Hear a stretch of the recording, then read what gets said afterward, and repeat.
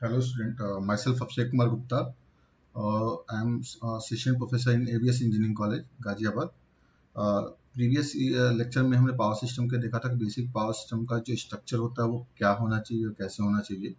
इस स्ट्रक्चर में हम बेसिकली सिंगल लाइन डायग्राम के बारे में हम बात करेंगे। क्यों हम सिंगल लाइन डायग्राम पे ही फोकस करते हैं ऑन पेपर एनालिसिस के लिए, ताकि कैलकुलेशन को इजी किया जा सके, हम पर फेज एनालिसिस कर सके, ये सारी चीज़ें हैं।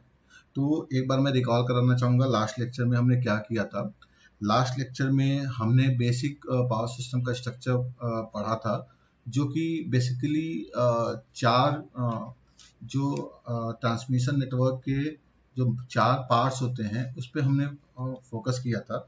यानी हमने क्या देखा था कि एक ट्रांसमिशन नेटवर्क का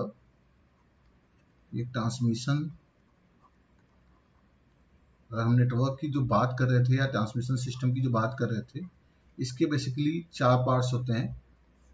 हमने लास्ट क्लास में ये देखा था। वन इज द प्राइमरी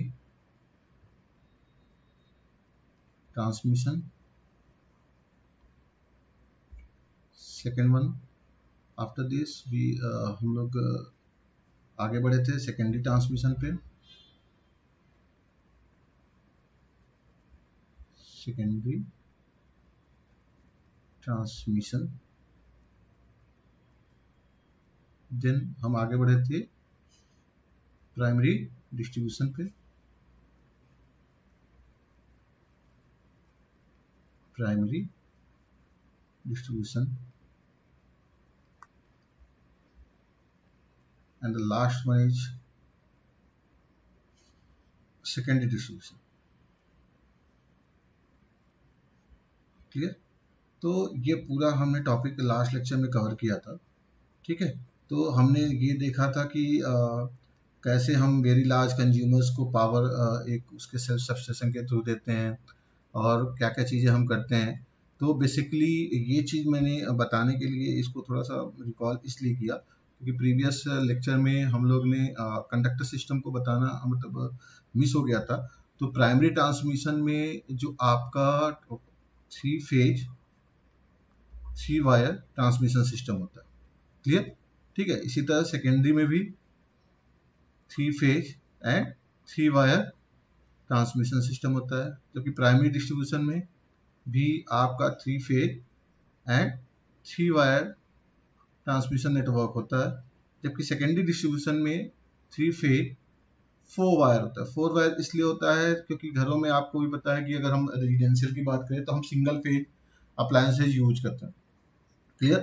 वहाँ पे थ्री फेज इंडक्शन मोटर वगैरह नहीं होता है जो कि आपका कमर्शियल पर्पज में या फिर इंडस्ट्रियल पर्पज में यूज होता है।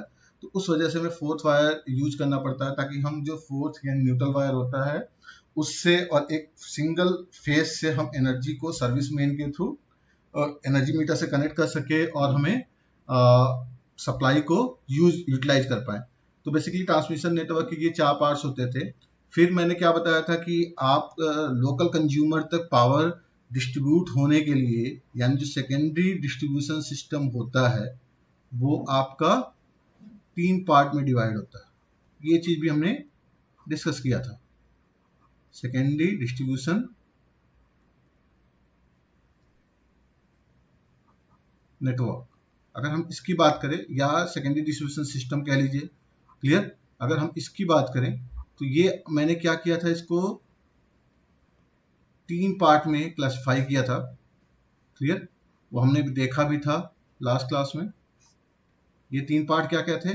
ये तीन पार्ट थे। पहला पार्ट फीडर, दूसरा part distributors and the last one is service में। क्लियर? ठीक है, तो ये सारे कंडक्टर्स होते हैं जैसा कि मैंने डिस्कस किया था। ये three phase four wire system ही होते हैं, चाहे वो फीडर हो, डिस्ट्रीब्यूटर्स हो, सर्विस मेन भी। क्लियर? जहां पे हमें सिंगल फेज सप्लाई यूज करना हो रेजिडेंशियल पर्पज पे तो वहां पे हम सर्विस मेन के थ्रू सिंगल फेज सप्लाई ही यूज कर पाते हैं। तो ये सारी चीजें हमने लास्ट क्लास में डिस्कस की थी। मेन मोटो क्या था इस क्लास में बताना कि ये three phase three wire system कहाँ तक कैरी करता है ट्रांसमिशन नेटवर्क में। फिर उसके बाद सेकेंडरी डिस्ट्रीब्यूशन में three phase four wire system हो जाता है। क्यों होता है? क्योंकि हमें single phase supply residential purpose के लिए भी यूज करना होता है, यानी सिंगल फेज यानी एक लाइव फेज और एक न्यूट्रल वायर के थ्रू हमें अपने घर की सप्लाई को कनेक्ट करना पड़ता है। क्लियर? तो ये सारी चीजें हमने लास्ट क्लास में डिस्कस की थी और हमने वोल्टेज लेवल वगैरह की भी बात की थी वहां पे। अब हम बात करेंगे सिंगल लाइन डायग्राम कि सिंगल लाइन डायग्राम होता क्या है। हालांकि लास्ट लेक्चर में जो हमने पूरा लेआउट एक देखा था बेसिक पावर सिस्टम स्ट्रक्चर का, वो बेसिकली एक सिंगल लाइन डायग्राम ही था। तो सिंगल लाइन डायग्राम को थोड़ा सा इलेबरेट करते हैं यहाँ पे। तो सिंगल लाइन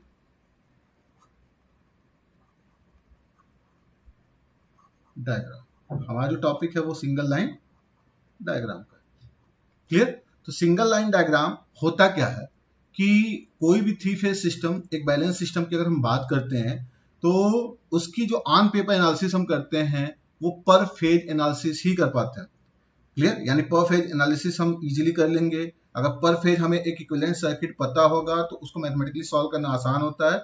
और बैलेंस कंडीशन में चूंकि तीनों फेज में पावर इक्वली डिवाइड होते हैं, तीनों फेज में जो रिलेशन होगा लाइन और फेज वोल्टेज के बीच में वो भी बैलेंस मोड में हमें पता होता है। स्टार कनेक्शन, डेल्टा कनेक्शन, ये सारी चीजें हमने प्रीवियसली मशीन में या फर्स्ट ईयर वगैरह में भी हमने पढ़ रखा है। क्लियर? तो सिंगल लाइन डायग्राम का बेसिकली यही मोटो है कि एक बैलेंस जो थ्री फेज सिस्टम होता है ऑन पेपर उसकी जो एनालिसिस होती है हम पर फेज एनालिसिस ही करते हैं। ठीक है? तो हम ये बोल सकते हैं since a three phase, a balanced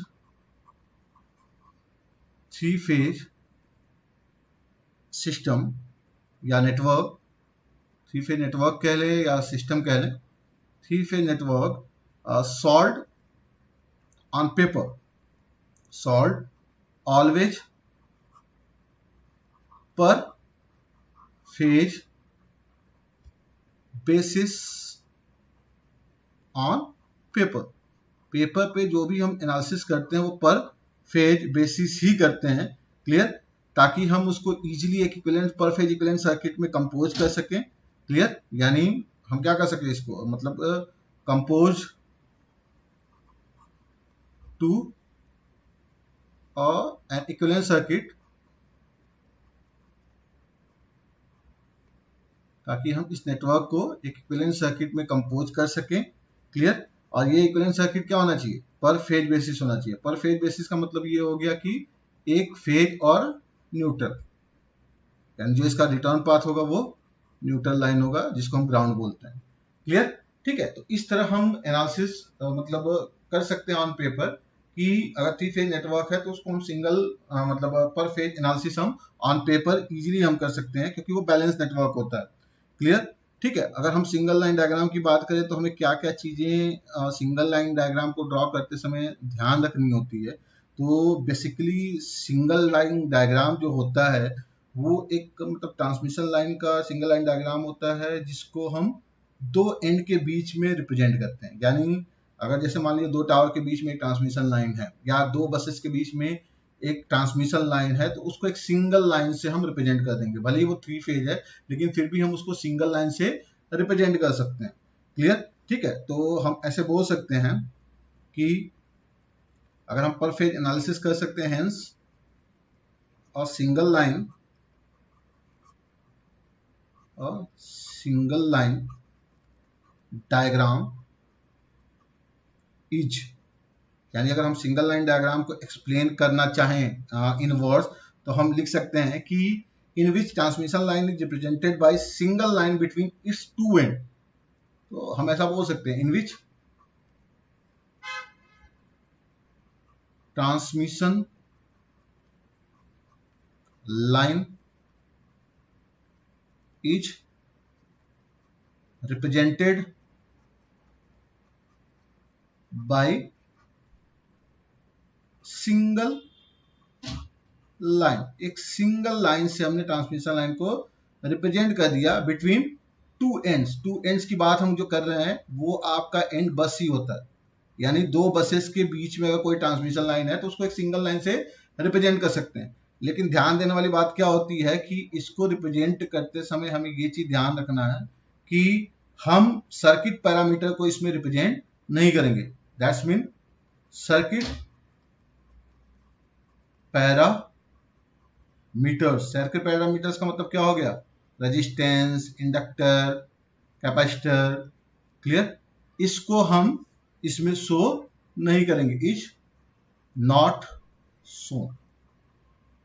तो ये चीज हमें ध्यान रखना है कि जब भी हम सिंगल लाइन डायग्राम को ड्रॉ करेंगे तो उसमें हमें सर्किट पैरामीटर को रिप्रेजेंट करने की कोई जरूरत नहीं है। सिंपली जो भी लाइन होगी, हालांकि ये तो पता है कि कंडक्टिंग मटेरियल होता है तो ऑब्वियस सी बात है उसकी कुछ रेजिस्टिव वैल्यू होगी, उसकी कुछ इंडक्टिव वैल्यू होगी, लाइन और न्यूट्रल के बीच में कुछ सन कैपेसिटेंस का भी इफेक्ट आ रहा होगा ड्यू टू द इंसुलेशन। तो ये सारी चीजें हैं, बट इसमें सिंगल लाइन डायग्राम को ड्रॉ करते समय हमें इसको रिप्रेजेंट नहीं करना होता। क्लियर?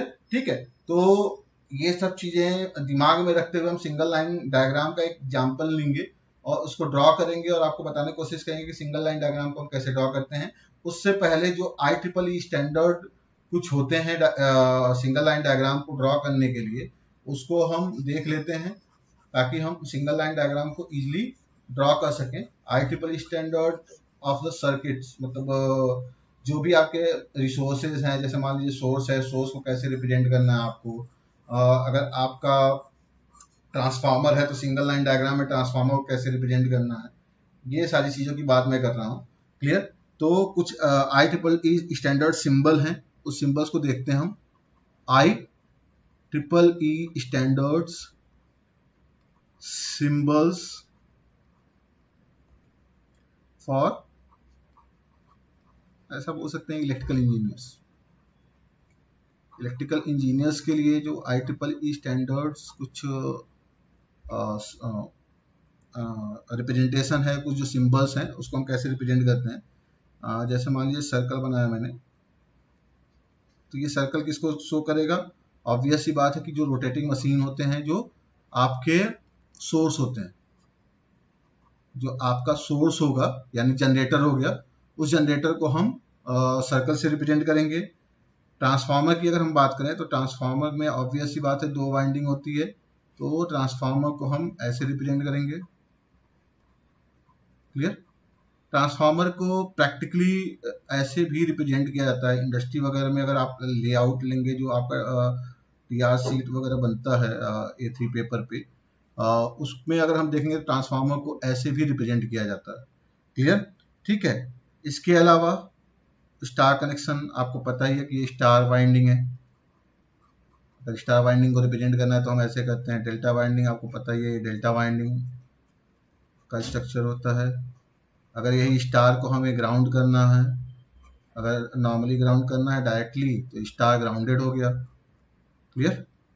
स्टार ग्राउंडेड हो गया। क्लियर? तो ऐसे हम रिप्रेजेंटेशन करते हैं। इसके अलावा अगर हमें बस को रिप्रेजेंट करना है तो बस को रिप्रेजेंट करने के लिए हम सिंपली एक वर्टिकल लाइन यूज करते हैं, और वर्टिकल लाइन में ऑब्वियस सी बात है कि ये एक एज अ नोड बिहेव करता है। ये आपका बस का रिप्रेजेंटेशन है। बस का मतलब होता है कि नोड, एक पावर सिस्टम में बस का मतलब होता है कि वो एज अ नोड वर्क कर रहा है, यानी वहां पे एनर्जी आ भी रही है, वहां से एनर्जी जा भी रही है। तो जो सबस्टेशन वगैरह होते हैं वो एज अ नोड ही होते हैं, एज अ बस ही होते हैं। क्लियर? ठीक है, इसके अलावा अगर हम बात करें तो सर्किट जो आपका स्विच गियर सिस्टम होता है उसमें सर्किट ब्रेकर्स होते हैं। क्लियर? तो सर्किट ब्रेकर को भी हम ऐसे रिप्रेजेंट कर सकते हैं, यानी जो स्विच गियर सिस्टम है आपका, उसको हम एक स्क्वायर बॉक्स से रिप्रेजेंट करते हैं। क्लियर?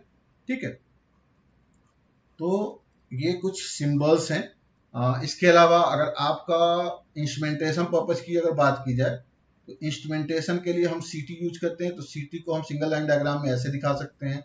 अगर हम इंस्ट्रूमेंटेशन पर्पज के लिए PT को यूज कर रहे हैं तो सिंगल लाइन डायग्राम में हम PT को ऐसे दिखा देते हैं। CT मतलब करंट ट्रांसफार्मर एंड PT मतलब पोटेंशियल ट्रांसफार्मर। तो ऐसे ये सारे रिप्रेजेंटेशन है और इस रिप्रेजेंटेशन को यूज करके हम सिंगल लाइन डायग्राम यूज करते हैं। अब मैं बात करूंगा यहाँ पे कि जो अभी हम सिंगल लाइन डायग्राम ड्रॉ करेंगे उसमें हम स्विच गियर सिस्टम को या इंस्ट्रूमेंटेशन सिस्टम को, और चूंकि ये भी स्विच गियर सिस्टम का पार्ट ही होता है CT और PT, और ये सर्किट ब्रेकर, इसको हम रिप्रेजेंट नहीं करेंगे। क्लियर? क्योंकि ये प्रोटेक्शन स्कीम होते हैं और मेजरमेंट पर्पज के लिए यूज किए जाते हैं।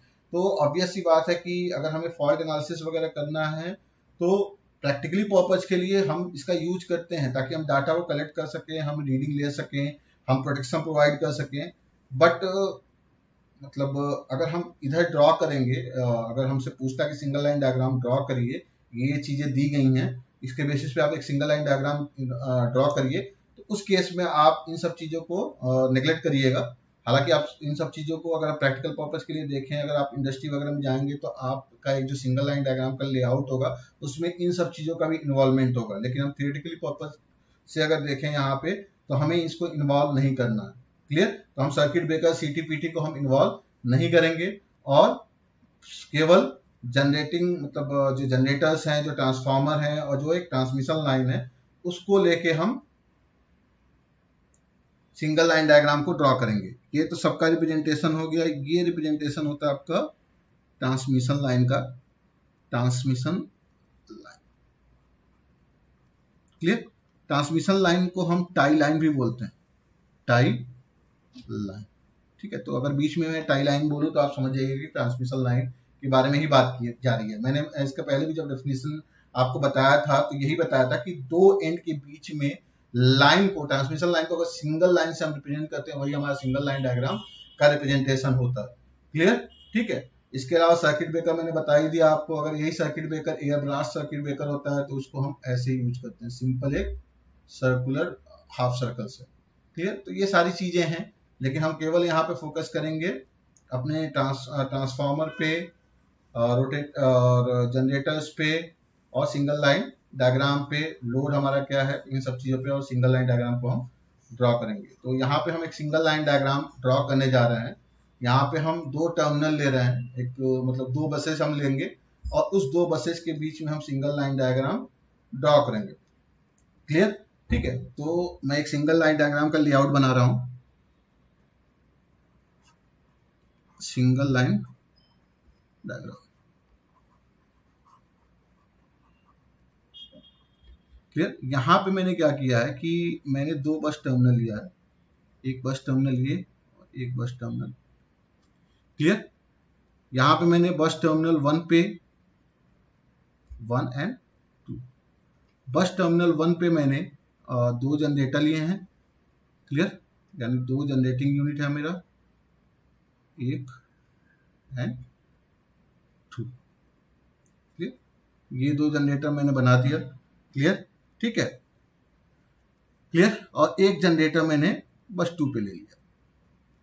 क्वेश्चन कुछ भी पूछा सकता है आपको कि दो बसेस के बीच सिंगल लाइन डायग्राम ड्रॉ करिए, या तीन बसेस के बीच ड्रॉ करिए, बस 1 पे ये सोर्स है या लोड है, जो भी चीजें हैं। क्लियर? ठीक है। और यहाँ पे मैंने बस टर्मिनल 1 पे एक लोड भी ले लिया है, तो लोड को हम सिंपली एरो से रिप्रेजेंट करते हैं, यानी ये कंज्यूमर लेवल पे जा रहा है। एरो का मतलब ये हो गया कि ये यूज कर रहा है सप्लाई को। क्लियर? ठीक है। बस टर्मिनल 2 पे भी हमने एक लोड ले लिया। क्लियर? तो ये आपका जनरेटर 1, जनरेटर 2 एंड जनरेटर 3 हो गया। इसको हमने मान लिया लोड 1 एंड लोड 2 हो गया। क्लियर? ठीक है, तो दो बस को हमने ड्रॉ कर दिया यहाँ पे। अब हमें क्या करना है कि एक जनरेटिंग स्टेशन से दूसरे जनरेटिंग स्टेशन पे एक ट्रांसमिशन लाइन के थ्रू हमारा पावर सप्लाई होना। क्लियर? तो देखें हम कैसे करेंगे इसको। ठीक है, यहाँ पे क्या होगा, यहाँ पे एक ट्रांसफार्मर हमने ड्रॉ किया। क्लियर? जो एक स्टेप से दूसरे मतलब दूसरे वोल्टेज लेवल तक पहुंचाएगा। फिर एक ट्रांसफार्मर हमने यहाँ पे ड्रॉ किया। क्लियर? यानी ये दोनों बसेस पे ट्रांसफार्मर यूनिट है। क्लियर? और ये जो बीच का पार्ट हमारा, ये हमारा ट्रांसमिशन लाइन है, ये हमारा टाई लाइन है। क्लियर? ये जो चीज आप देख रहे हैं, ये जो बीच का पार्ट है, ये हमारा ट्रांसमिशन लाइन है। ठीक है, तो ट्रांसमिशन लाइन को हम दूसरे कलर से कर देते हैं, ये हमारा ट्रांसमिशन लाइन। क्लियर? ठीक है, जैसा कि मैंने बताया था कि थोड़ा सा स्टार और उसको समझने की कोशिश करते हैं। यहाँ पे हमने मान लिया कि सॉलिडली ग्राउंड है आपका जनरेटर 1, जनरेटर 2 को हमने एक रिएक्टेंस के थ्रू ग्राउंड कर दिया। क्लियर? और जनरेटर 3 को हमने एक रेजिस्टेंस के थ्रू ग्राउंड कर दिया। क्लियर? जो ग्राउंडिंग के बारे में हमें पता नहीं है, वो तो डिपेंड करता है कि किस तरह की ग्राउंडिंग आप स्कीम प्रोवाइड कर रहे हैं। क्लियर? ठीक है, तो यहाँ पे एक सिंगल लाइन डायग्राम है।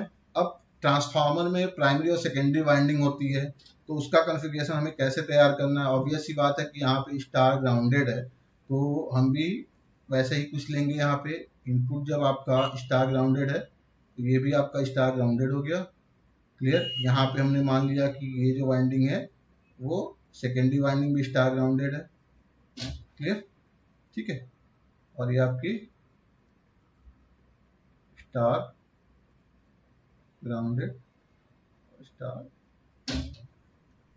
क्लियर। स्कीम कुछ भी हो सकता है, क्योंकि यहाँ पे सब कुछ स्टार ग्राउंडेड हमने लिया है, तो ऐसा भी हो सकता है। अगर आप चाहें तो स्कीम आपका ऐसे भी हो सकता है कि ये आपका स्टार ग्राउंडेड हो जाए, ये आपका डेल्टा हो जाए। तो ऑब्वियस सी बात है कि ये भी क्या होगा, डेल्टा ही होगा। बस ये चीज ध्यान रखना है, जो सेकेंडरी का जो स्कीम है वो दूसरे ट्रांसफार्मर के प्राइमरी की स्कीम होगी, और ये आपका स्टार ग्राउंडेड हो गया, यानी ट्रांसफार्मर 1 ट्रांसफार्मर 2। तो कुछ भी आप कॉन्फ़िगरेशन ले सकते हैं, स्टार डेल्टा ट्रांसफॉर्मेशन ही होना है उसमें।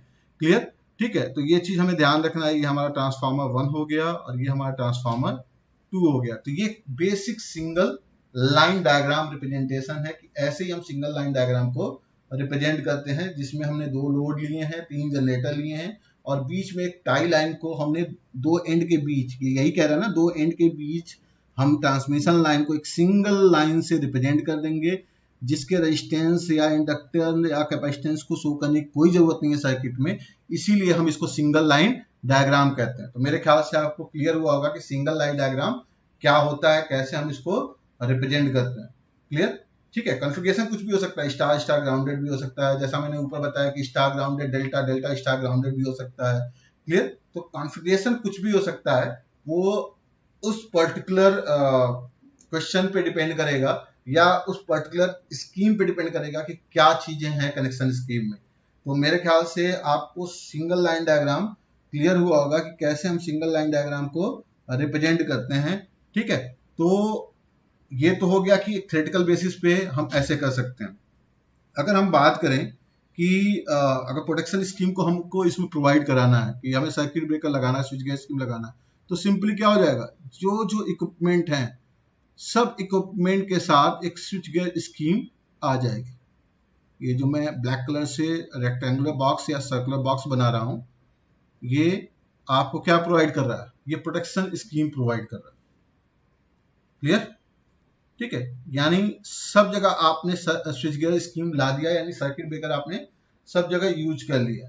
क्लियर, तो ये एक सिंगल लाइन डायग्राम हो जाता है जब आप स्विच गियर सिस्टम को भी इन्वॉल्व कर लेते हैं। अगर यही आप मेजरमेंट पर्पज के लिए आप सीटी और पीटी को इन्वॉल्व करना चाहें तो उसको भी इन्वॉल्व कर सकते हैं, लेकिन जैसा कि मैंने बताया कि हम केवल बिना स्विच गियर स्कीम के ही इसको फोकस करेंगे, इसको हम करेंगे। ठीक है, तो ध्यान रखिएगा इस बात का, आपको स्विच गियर स्कीम को रिप्रेजेंट करने की कोई जरूरत नहीं है। आप सिंपली बिना स्विच गियर स्कीम के ही सिंगल लाइन डायग्राम को बनाएंगे, जैसा कि मैंने इसके पहले बनाया था। ये जो ब्लैक कलर का बॉक्स मैंने बनाया है वो आपका प्रोटेक्शन स्कीम है, इसको बनाने की कोई जरूरत नहीं है। तो मेरे ख्याल से आपको सिंगल लाइन डायग्राम पूरी अच्छी तरीके से क्लियर हुआ होगा। ठीक है, तो अगर आपको वीडियो अच्छा लगा हो तो लाइक करिए, सब्सक्राइब करिए, शेयर करिए। नेक्स्ट वीडियो में हम देखेंगे कैसे हम ट्रांसमिशन वोल्टेज को चूज करते हैं, क्यों हम हाई वोल्टेज ही लेते हैं ट्रांसमिशन लाइन का वोल्टेज। ठीक है, उसके पीछे क्या क्या रीजंस हैं, क्या क्या मेन फैक्टर्स हैं, उन सब चीजों को हम डिस्कस करेंगे। फिलहाल के लिए इतना ही। Thank you very much.